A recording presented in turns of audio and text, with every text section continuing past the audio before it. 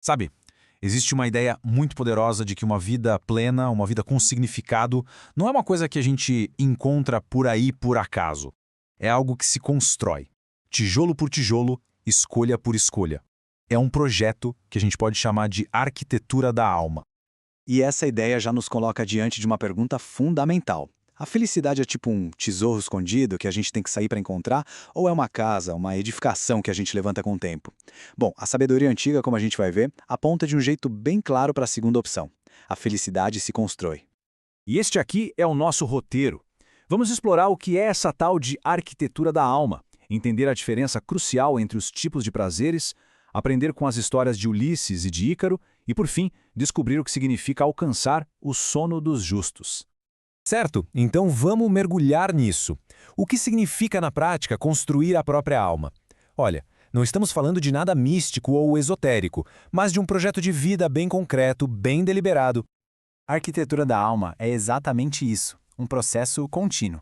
Não é uma fórmula mágica, um concerto rápido. É, na verdade, um trabalho diário de se conhecer melhor, de ir moldando o próprio caráter para que ele consiga sustentar sonhos e aspirações cada vez mais altos. É construir uma base sólida de dignidade e integridade para poder viver bem. E todo bom arquiteto sabe de uma coisa: a qualidade da construção depende totalmente dos materiais. No nosso caso, os materiais são as nossas escolhas, principalmente a escolha dos prazeres que a gente busca. E aqui, essa distinção é fundamental. Aqui a gente viu um conflito clássico. As fontes que nós analisamos são bem claras. Focar só nos prazeres do corpo, que são passageiros, superficiais, é como satisfazer só metade da nossa fome. O corpo até pode ficar satisfeito por um momento, mas a alma, por outro lado, fica numa angústia tremenda. Então, o que seriam os prazeres da alma? São aqueles que viram parte de quem a gente é. Aquele sentimento profundo de dever cumprido, sabe? A satisfação de ter sido útil, de ter ajudado alguém, de sentir o próprio amadurecimento. Esses são os prazeres que são verdadeiramente nossos, porque ninguém, nem as circunstâncias, nem a morte, pode tirar isso da gente. Para a gente poder construir esses prazeres da alma, é preciso ter uma espécie de bússola moral. E o filósofo Immanuel Kant nos dá uma excelente. Essa ideia de que cada pessoa tem um valor em si mesma, uma dignidade, e nunca, nunca deve ser usada como um simples objeto, como um meio para a gente conseguir o que quer. E o que acontece quando esse princípio é ignorado? As fontes que pesquisamos apontam consequências bem sérias. A crítica ao sexo casual, por exemplo, se baseia exatamente nisso.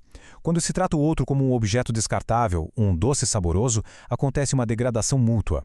As relações perdem o significado, e isso pode levar a um isolamento profundo, a uma solidão e a uma vida que fica à mercê de impulsos que não constroem nada duradouro.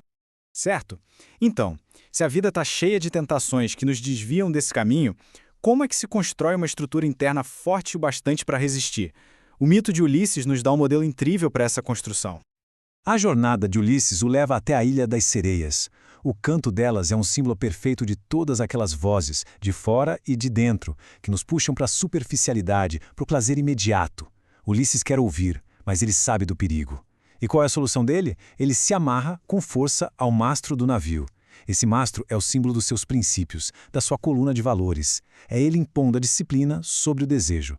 Mas aqui tem uma distinção brilhante. Ulisses, ao precisar se amarrar, age como um filósofo, alguém que ama a sabedoria e luta por ela. Já o sábio é diferente. Disse que a alma do sábio canta mais alto que as sereias.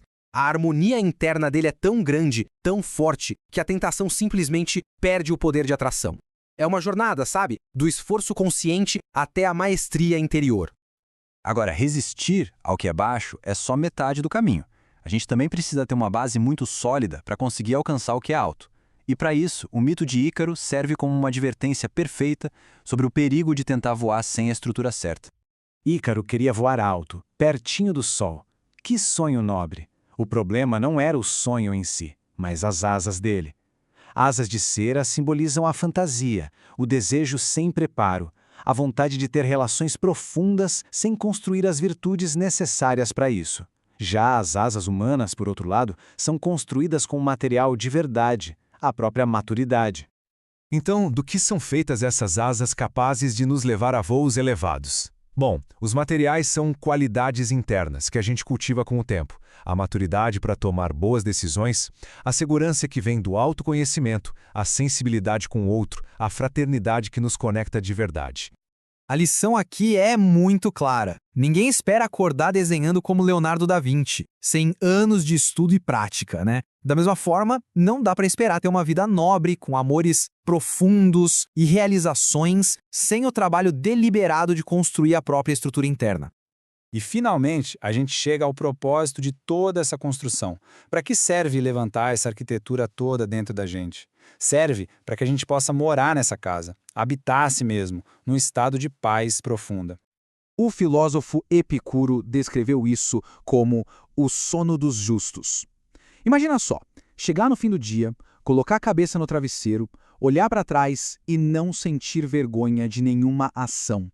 Sentir que aquele dia foi coerente com a melhor versão de si. Essa coerência gera uma paz que nenhum remédio para dormir pode comprar. E isso fecha o ciclo de forma brilhante. Essa paz de espírito não é um acidente, não cai do céu. Ela é o resultado direto de um dia vivido com dignidade. Um dia em que os prazeres escolhidos não violaram o respeito por si mesmo e nem pelos outros. No fim das contas, tudo se resume a isso. Cada dia que passa é uma nova oportunidade de construção. As nossas escolhas, pequenas e grandes, são os tijolos ou as marretadas da nossa estrutura interna. A pergunta que fica para a gente refletir é: as ações de cada dia, hoje, estão construindo ou demolindo a própria arquitetura interior? E para quem quiser se aprofundar um pouco mais nesses temas, as fontes que guiaram essa nossa análise são um excelente ponto de partida. As ideias que a gente discutiu aqui foram inspiradas nos ensinamentos da professora Lúcia Helena Galvão e, claro, nos pensamentos atemporais de gigantes como Epicuro e Immanuel Kant. Agradeço a companhia e até a próxima.